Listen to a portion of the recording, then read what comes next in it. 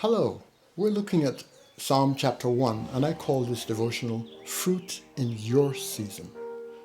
Let's look at what Psalm 1 says.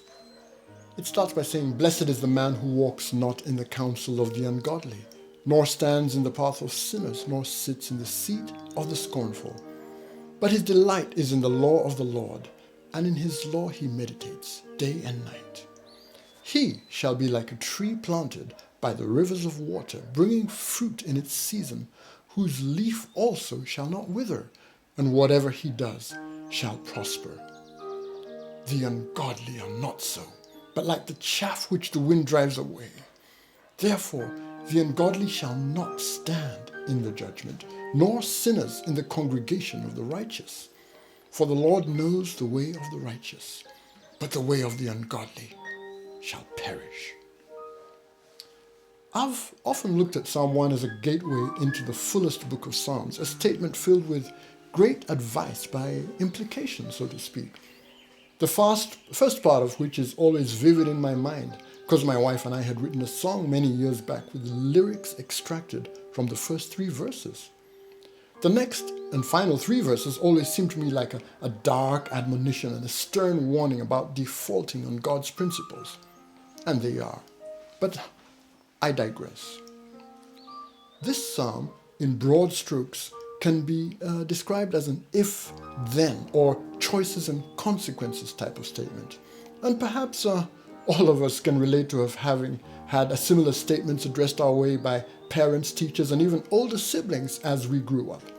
So in effect, God the Father, our creator, our designer, our instigator, our inventor, summarizes so much of what the Bible is in this operator's manual, if you will.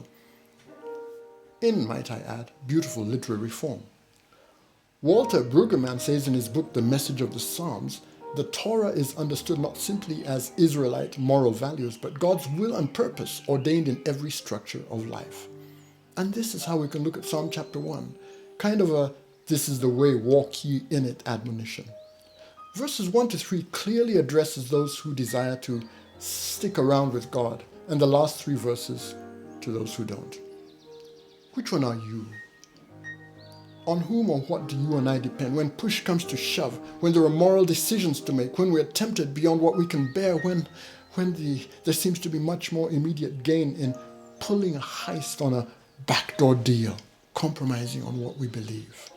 I pray we find the strength to persevere, even as we respect and fear the Lord, as in the word which says, "Fear the Lord, it is the beginning of wisdom."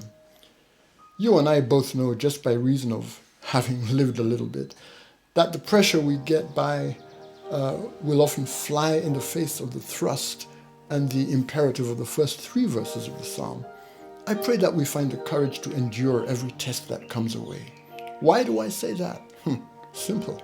Who wants to go through the wrath of verses 4, 5, and 6? Do you? A footnote for all of you who feel like life has passed you by, you've missed the bus, you feel envious and downright angry at how so-and-so, whom you always know seems to do better. This is, however, the real gem in Psalm 1. Walking the right path has God likening us to a tree planted by rivers of water that brings forth fruit in its season. Please note the word "its" season. Each one of us has their own time and season to bloom, to blossom, to flourish. That has nothing to do with the people around you. In life, let's get real. There will always be somebody above you, below you, faster, slower, taller, shorter, richer, poorer. You name it, you've got it. Deal with it, as I'm learning. I pray that you and I grow to understand that you can only be you as I me. Your time and your season for different types of hope, despair, pain, and success are yours alone.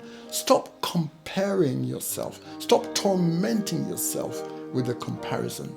You will bring forth fruit in your season. Oscar Wilde said, "Be yourself, everyone else is taken." You can yet have your season, precious brother, precious sister, son, daughter, child, adult. You can, because while you yet live, it's not over. You are, as Psalm 1 says, a tree still planted, a tree still growing, a tree still able, still loved of God. Whatever you may have been or done, God is able to redeem you. Hold on. Let me pray for you. Father, I pray that everyone within the sound of my voice comes to the point in time, even now, where they understand that they are still able to become an eternal excellence, the planting of the Lord, just like that tree planted by the waterside. Help them become, help them grow, help them trust in you more and more. In Jesus' name, God bless you. See you next time. Have a beautiful day.